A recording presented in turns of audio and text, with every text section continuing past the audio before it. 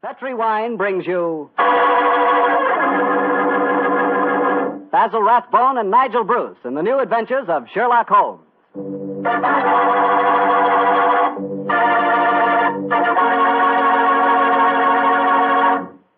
The Petri family, the family that took time to bring you good wine, invite you to listen to Dr. Watson tell us another of his fascinating stories about his old friend, that master detective, Sherlock Holmes. You know, we're really happy to be back with you once again, and we're looking forward to getting together at this time every week from here on out.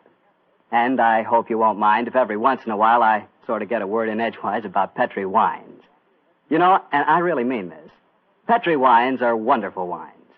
For instance, right now, I wish I could give you a glass of Petri California port.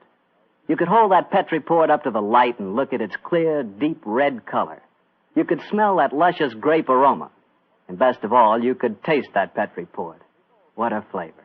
That Petri port just sort of rolls around on your tongue, and oh boy, is that ever good. Try Petri port after dinner some evening, or try it when some friends drop in. You can serve it proudly because, after all, the name Petri is the proudest name in the history of American wines.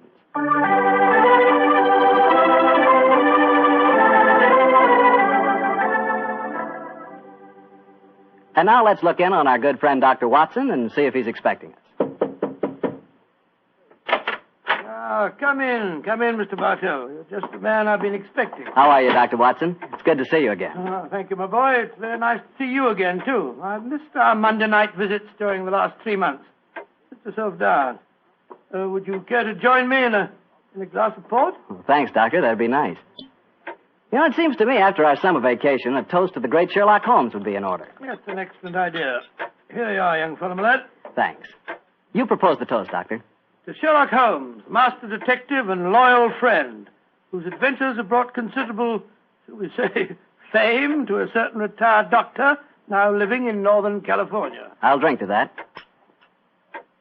Well, now, suppose I might as well get on with tonight's story. Which particular adventure have you selected, Doctor? One that I call the Limping Ghost. Sounds exciting. And, as usual, you find me saying, how did it begin? In Baker Street on a windy December evening at the turn of the century. A young, white-faced boy sat in front of our blazing fire. And as he told us his strange story, the flickering firelight danced weird patterns on the walls. The young man was Alexander McMorris, the 7th Earl of Lochnair. The Earl of Lochnair? Say, didn't I read in the papers the other day that the 8th Earl of Lochnair had been killed in an airplane accident? Quite right, my boy. Even in this day and age, the tragic history of violent death seems to dog the footsteps of the Lochnair family. But to return to my story. On that December night in 1900, we heard the whole history of the Limping Ghost of Lochnair. The first Earl had lost a foot at the Battle of Flodden Field in 1513. In spite of this terrible handicap, he fought on valiantly until he died on the battlefield from loss of blood. From then on, right until the time this story begins, the Limping Ghost, clad in a suit of armor, always appeared at Lochnair Castle before and after the death of the current Earl. Yes, Mr. Bartell, it was a strange story that Sherlock Holmes and I listened to that night. A story of death and horror over the centuries, punctuated by the limping clank of ghostly armor.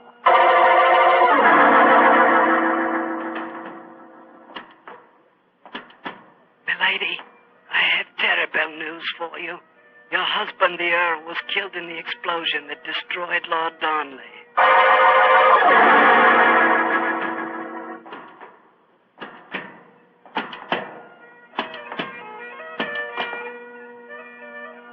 Milady, the Guy Fawkes plan to blow up the Houses of Parliament has failed. Your husband is in the Tower of London. They say he's to be hanged, drawn, and quartered.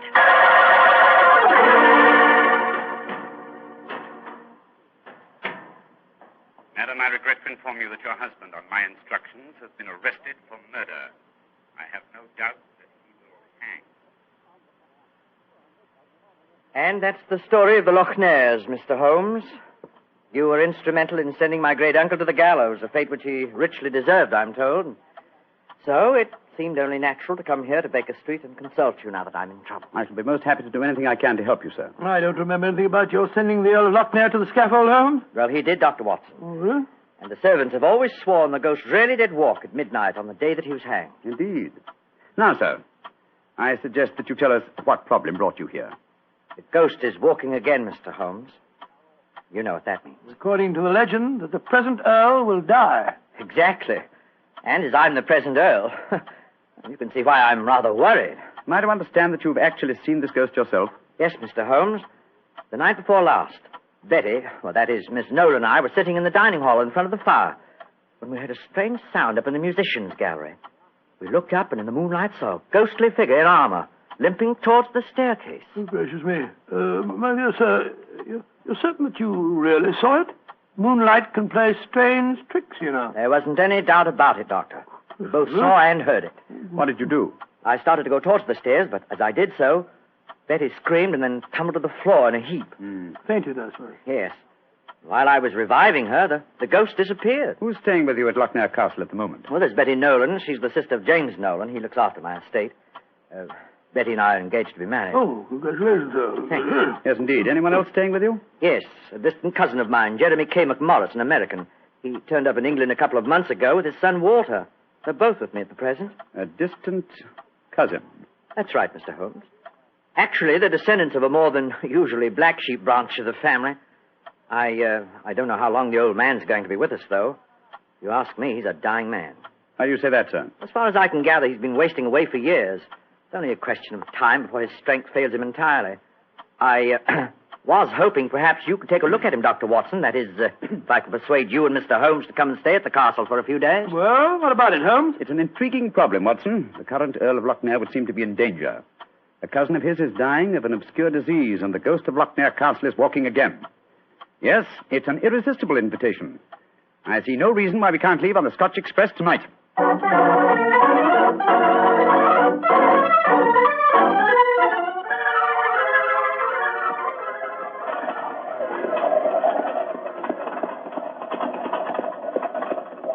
It's been quite a heavy fall of snow here in your absence, young man. Quite so, and judging from the color of the sky, there's more to come. Very angry looking. Oh, now, as we round this bend, you'll be able to see the castle. Ah, yes. There you are, gentlemen. Magnificent. Yes, it's a fine place, all right, Doctor, though it cost me a great deal in upkeep. As a matter of fact, I only have one wing open. It's always been something of a problem to get servants to come and live here. See, the local villagers have a great respect for the Lochnair ghost, you know. What servants do you have at the castle at present? Well, cook housekeeper, Mrs. McClintock, fine old lady who's been with me for 6 years now. And then there's old Tammas. He served my family for as long as I can remember. Well, as a matter of fact, there he is now. Hello, Tammas. I'm glad to see you back, my lord, and that's a fact. Oh, thank you, Tammas. Oh, these gentlemen are Mr. Sherlock Holmes, Dr. Watson. Good day to you, gentlemen. How do you Good do? day, Thomas. Good day. Before I take the trap round to the stables, I may as well break the news to you. Yes, what's happened, Tammas? It's your cousin, my lord. Poor old Mr. McMorris. He's dead. What? Died early this morning. God rest his soul. Dead. I'm very sorry that I arrived too late to be of any help. Well, thank you for telling me, Tammas. Oh, you may take the trap round now. Aye, sir. I'll bring the baggage up later. So he's dead. Well, I can't say it's unexpected, but it is a shock, nevertheless. I'm sure that it must be, particularly as you yourself told us you saw the ghost of Lochnair the night before last. In which case... In which case, Watson, I think we may reasonably expect another visitation. Perhaps before the night is over. Shall we go in?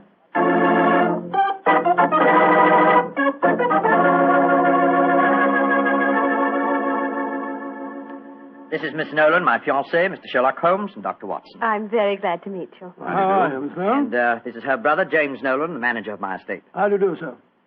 How are you, Mr. Nolan? Much better for seeing you both up here. I'm sure it won't take you long to lay this ghost business by the heels. Oh, well, I trust you don't overestimate our abilities, Mr. Nolan. Alec, you've heard about your cousin, of course. Oh, yes, my dear. Tammas told us as we drove up. Where's Walter? He went into the village with the doctor and the body of his father. Oh. He should be back soon. How's he taking it? Very quietly. Too quietly, if you ask me. Those Americans are pretty demonstrative people, you know, and Walter has been no exception. But he behaved very strangely this morning. When the doctor told him his father was dead, he just said, now things will start to happen, and then shut up like an oyster. I can't make head or tail of the fellow. Yes, quite so, Carter. Mr. Holmes, I expect you and Dr. Watson would like to go to your room. Yes, I must confess. I think first I'd like to take a look at the musicians' gallery, if you don't mind. Oh, yes, of course. Would you excuse us, darling? All right, Alec. It's in the dining hall here. They must have been very hospitable people in those days. 50 or 60 people could eat at that table. Yes, Doctor. Needless to remark, we hardly ever use the room nowadays. There's the musicians' gallery, Mr. Holmes. Oh, yes, I see. How do we get up there? I'll show you. See, there's a stone staircase behind this tapestry here. Follow me. Watch your step. It's quite narrow, rather dark. Watch your head, Watson, old chap. Oh, don't worry about me, Holmes. I'm perfect. Oh, I say. Must have built these stairs for pygmies. Oh, yes. Here we are, gentlemen. This is the musicians' gallery. By Jove. It must have made a pretty picture in the days gone by. A little string orchestra fiddling away up here, and down below the Scottish nobility bobbing and floating round in the intricacies of a Highland schottische, or a stately gavotte or something. Where does that door lead to? To the bedroom wing. And that's where the ghost appeared from the other night, I suppose. Yes, Mr. Holmes. Uh-huh. The door's ajar. You generally keep this door unlocked, sir? Why, no. But the key mysteriously disappeared about a week ago. James is having a new one made, so I must remind him about that. Alex, where are you? Oh, we're up here, Walter. We're coming down. That's Walter McMorris. My dead cousin's son. Poor fellow, this must be a dreadful day for him. Yes, I'm afraid this is going to be a rather painful interview. Oh, hello, Walter. This is Mr. Sherlock Holmes and Dr. Watson. How do you do, sir? How do you do? Sherlock Holmes, huh? I've heard about you and your friend, Dr. Watson. Walter, old man, I'm dreadfully sorry about your father. Are you now? Isn't that nice of you? Well, you'll be sorry enough when you hear that I'm going to take you to court and prove that I'm the real Earl of Lochnair. Why, Walter, you're out of your mind. Am I? No. Father was out of his because he kept quiet all these years. But I'm going to have my rights. I've looked up the records. I've had genealogists working for months. And I've got all the facts that prove you're an imposter. Oh, man, what are you talking about? You know well enough. When Sherlock Holmes here sent your great-uncle to the gallows 20 years ago, the title and estate should have come to my father.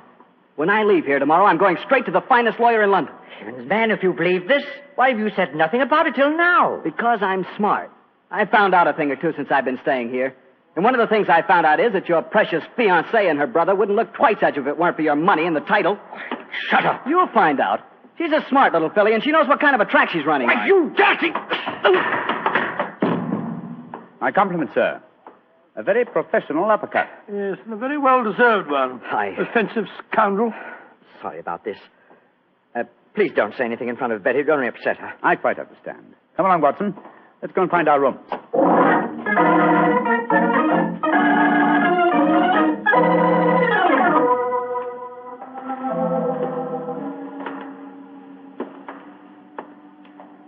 Holmes, it's nearly dinner time. Why are we wandering about here in the dark instead of having a glass of sherry with the others in the library? I'm a conscientious practitioner, Watson. I like to earn my fees. It occurred to me that a further examination of this dining hall might prove profitable. Well, personally, Holmes, I think you're wasting your time on this case. What makes you think that, old chap? It's perfectly obvious that young American fellow was impersonating the ghost a few nights ago.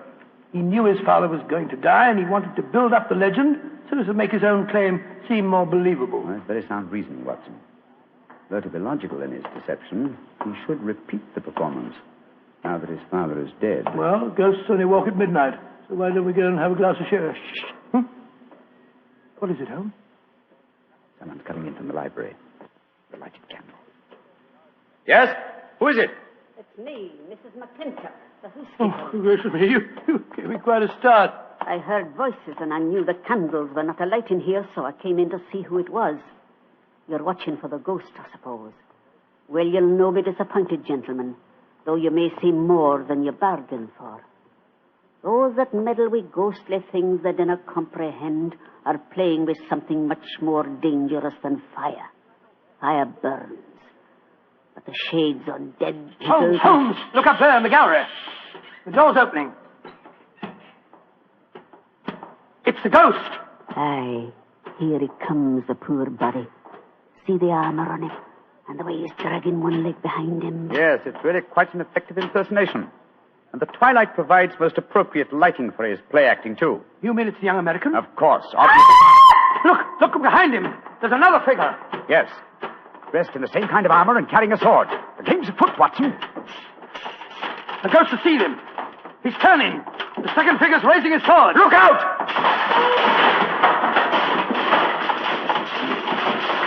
Great heavens! He's knocked him through the railings. That must be a 20-foot fall. Come on, old fellow. Help me open his visor. Just a minute. Yes. It's Walter McMorris, the American. Though from the angle of his head, I would suggest that it might be the late Walter McMorris, eh, Watson? He's dead, all right, Holmes. Neck broken. Meanwhile, the second figure has been able to slip back through that door and escape us. Come on, he was dressed in armor. He can't go very fast. Perhaps we can overtake him.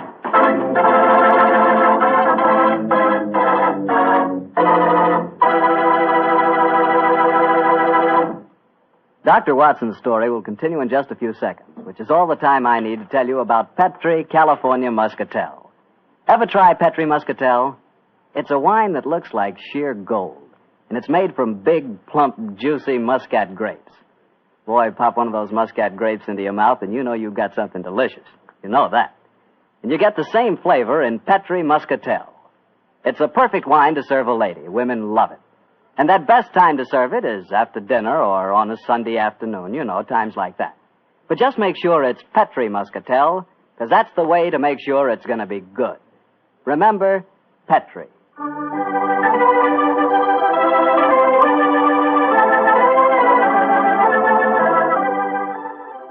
And now back to tonight's new Sherlock Holmes adventure and the story of the Limping Ghost of Lochnair. Confound it, Holmes. There's no trace of the ghost in the musician's gallery. We gave him too much of a start, I'm afraid. Of course you didn't find him. You'll never find him because he's not mortal. Mrs. McClintock, is the original suit of armor, the one worn by the first Earl of Lochnair, still in the castle? Aye, sir. It's in the library through that door there. I'll take you to it. Don't bother, thank you. We'll find it. Come on, Watson. Bring that candle with you. Right, Joe, Holmes. If you know what's good for you, you'll stop dabbling in matters you dinner really can. Holmes, what do you make of the second ghost? Another imposter, obviously. But who could it have been? That's what we have to find out, old chap. Undoubtedly someone knew that the American Walter McMorris was impersonating the ghost and used this macabre method to kill him. But why kill him? Possibly his claims to the title and estate were valid. Or perhaps some fanatic was so devoted to the Lochnair legend that he assumed the role of ghost and killed him for his sacrilege. Hold the candle a little higher, will you, old chap? Yeah. Hello. Here's a suit of armor, Holmes. Lying in a heap on the floor. Oh, on the floor, eh? Whereas it obviously belongs on that stand over there. It's perfectly clear what's happened. The second figure used this armor and slipped it back in here while we were examining the dead man. Possibly, Watson, possibly. At least this armor gives us a definite clue, but it limits the field of possible suspects. How do you mean, Holmes? Well, it's an interesting fact that the human race has grown definitely larger in the past 400 years. Very few modern men can wear authentic ancient armor like this. For example, take the first item on the top of the heap lying on the floor here. These gauntlets of chain mail. Try them on. Well, that's too small for Exactly. me. Neither you nor I could have worn this suit. No, nor could young Nolan, the estate agent. Whereas his sister could have done. Yes, so could Thomas the butler. He's a small fellow. And if it comes to that, Watson, our distinguished client, the young Earl of Lochnair, is himself a small man. By Jove, so he is. And he might easily have had a motive. Young McMorris had disputed his right to the title earlier in the day. But we mustn't jump to conclusions. Nevertheless, you see what valuable evidence this armor has become. Hello. It sounds as if the rest of the party are on the scene. Yes, I suggest that we join them without making any reference to this suit of armor. Remember, old chap, one of them in there is a murderer, and we may have to set a trap to catch him.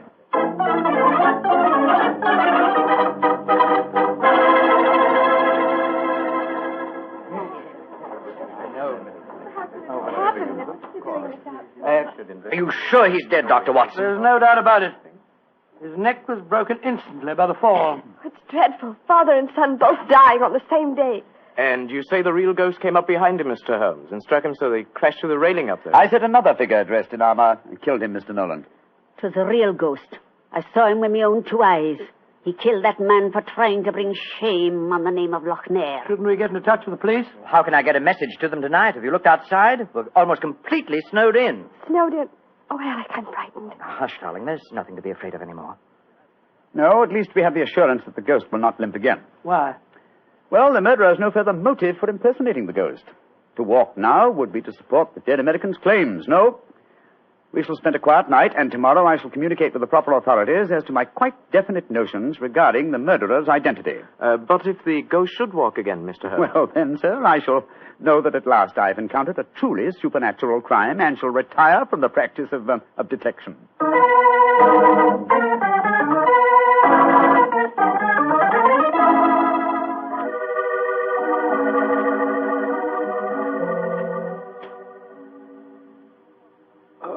It's nearly 2 o'clock. You still over there by the window, puffing away that pipe of yours? You know, I can't help feeling that young McMorris knows a great deal more than he told us. A great deal more. There's a shifty look about him I don't like. Never did trust a fellow who couldn't look you squarely in the eye. Don't you feel the same way, Holmes? Holmes? Holmes, where are you? Holmes! What, Watson? Where have you been? I thought you were over there by the window. Been talking to myself. Never mind that, old chap. Get your slippers on and your dressing gown. We're on the last lap of this strange, eventful tragedy. Oh, thank the Lord for that. Perhaps I can get some sleep. Holmes, where have you been? I went to the musicians' gallery and baited the trap. Now it's ready to spring. Don't dawdle, Watson. Come on. I'm not dawdling. What do you mean you baited a trap? You'll see for yourself in a few moments. As a matter of fact, I really baited it when I said downstairs that if the real ghost should walk again, I would retire from the practice of detection. I didn't understand your saying that myself. Well, I was tempting the murderer to show his hand once more. Come on, please. Where are we going? To wait behind the curtain at the foot of the stairs leading to the musicians' gallery. And I hope we don't have to wait very long.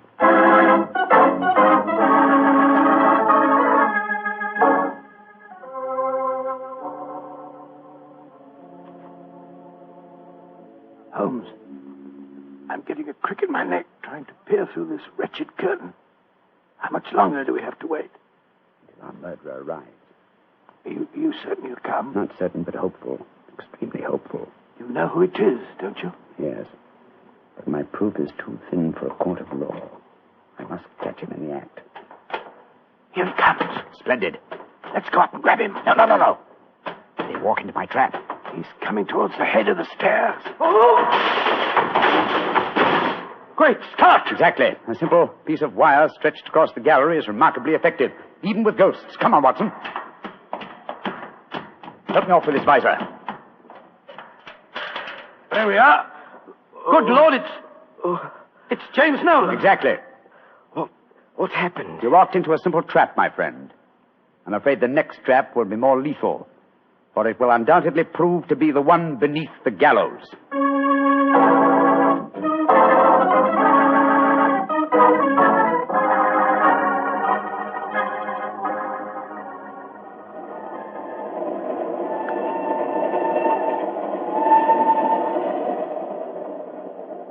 Now that we're headed back for London, Holmes, perhaps you'll settle 1 or 2 points in the case that are bothering me quite a bit. Oh, with pleasure, my dear chap. What are they? I still don't see what Nolan's motive was in murdering the American. Oh, that should be obvious. He wanted to ensure that his sister's fiancé would enjoy undisputed title to the name and estates. Well, how did you know it was Nolan?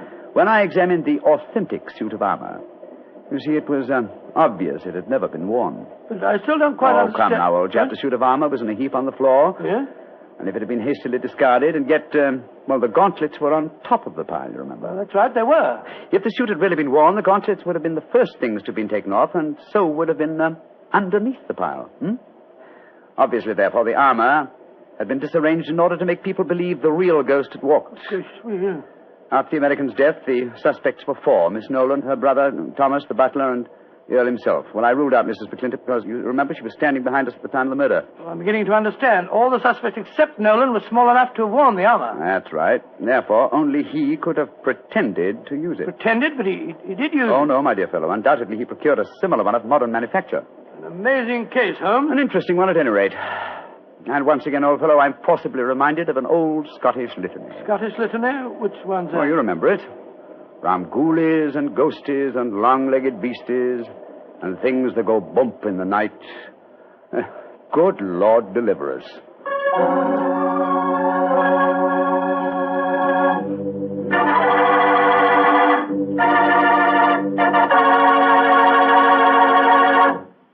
Well, Doctor, that was really a swell story.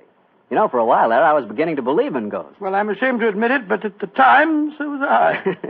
You know, this sounds silly, but I bet it would be fun to be one of those legendary English ghosts. You know, go around sticking your nose into everybody's business and playing practical jokes like mad and nobody able to figure out who did it. That would really be fun in a way. Well, you can go around scaring people all you want to, but not for me. I think a ghost leads a terrible life myself. For instance, a ghost can't have the pleasure of eating a nice, juicy steak. Yeah, or drinking a glass of really good wine. Ah, now you're talking, young fellow, my lad. Petri wine. Yeah, still talking, young You fellow. see, when I say good wine, I always mean Petri wine because you can depend on Petri. I know. Why, the Petri family has been making wine for generations, handing on down from father to son, all their skill and knowledge and experience. When you realize they started the Petri business way back in the 1800s, well, common sense tells you the Petri family knows practically all there is to know about the fine art of turning luscious grapes into clear, fragrant wine. Yep, whether you're looking for a swell wine to serve before dinner or with dinner or after dinner, for any occasion, you just can't go wrong with a Petri wine because Petri took time to bring you good wine. And now, Doctor, what story are you going to tell us next week? Well, now, next week, Mr. Bartell, I'm going to tell you a strange adventure that Holmes and I had in the English countryside. It concerns the apparent madness of a certain Colonel Warburton and the puzzling mystery of 2 dead dogs.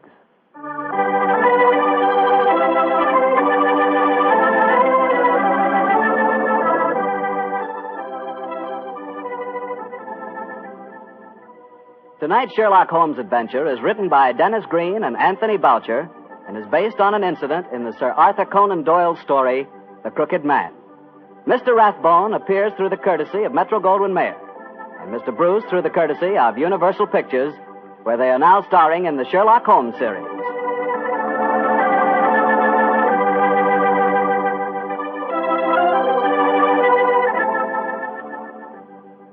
The Petri Wine Company of San Francisco, California, invites you to tune in again next week, same time, same station. Oh, the Petri family took the time to bring you such good wine. So when you eat and when you cook, remember Petri wine. To make good food taste better, remember... Petri wine.